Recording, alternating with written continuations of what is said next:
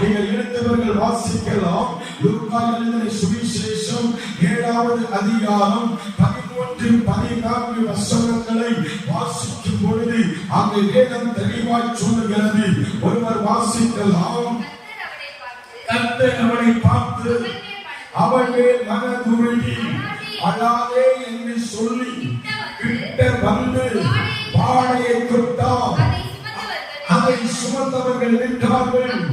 அப்பொழுது அவர் வாலிபனே எழுந்திரு என்று உனக்கு சொல்லுகிறேன் என்றான். ஆமென். அல்லேலூயா.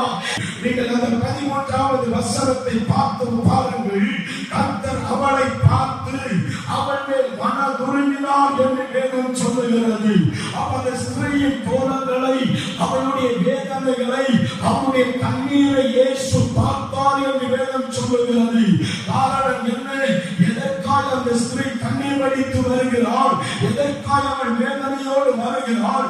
எதற்காக அவள் புலப்பலோடு வருகிறாள் என்று சொன்னால் வேதம் சொல்லுகிறது, அவள் தன்னுடைய கணவரை இழந்த ஒரு ஸ்திரீ, ஒரே ஒரு பையன், அவன் வாலிப நாட்களில் அவனும் மரித்து போகிற சூழ்நிலை, அவனும் இறந்து போகிற ஒரு சூழ்நிலை.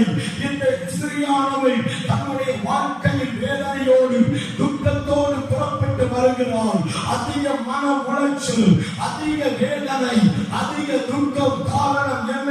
தன் புருஷனை இழந்தது ஒரு பக்கம், இன்னொரு பக்கம் என் பிள்ளை இருந்தாலே, என் பிள்ளையை வைத்தாலும் நான் பிழைத்துக் கொள்ளுவேன், என் பிள்ளையை வைத்தாலும் என் வாழ்க்கை கட்டப்படும், என் பிள்ளைய தேவைகளை நிறுத்தி செய்வார் என்று சொல்லி அந்த வாலிபனை வைத்து அவள் நல்லபடியாய் வளர்த்து வந்திருக்கிறார்.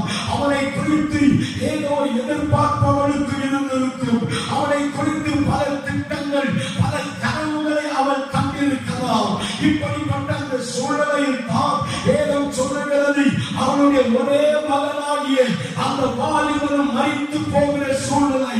அவனுடைய கனவு உடைக்கப்படுகிறது, அவனுடைய எண்ணங்கள் நொறுக்கப்படுகிறது, அவனுடைய உள்ளம் வேதனைப்படுகிறது. கதறி கொண்டு போன அந்த ஸ்திரீயை என் ஆண்டவர் இயேசு பார்க்கிறார். ஆமென். அல்லேலூயா. இயேசு அவளை பார்க்கிறார்.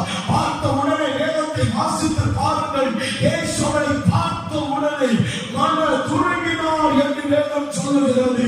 அப்ப எந்த அளவுக்கு அந்த ஸ்திரீ உடைக்கப்பட்டவளால் வேதனையோடு கதறி இருக்கக்கூடும். இயேசு அவளை பார்த்த உடனே அவருடைய உள்ளம் மனம் துருங்கினார் என்று வேதம் சொல்லுகிறது.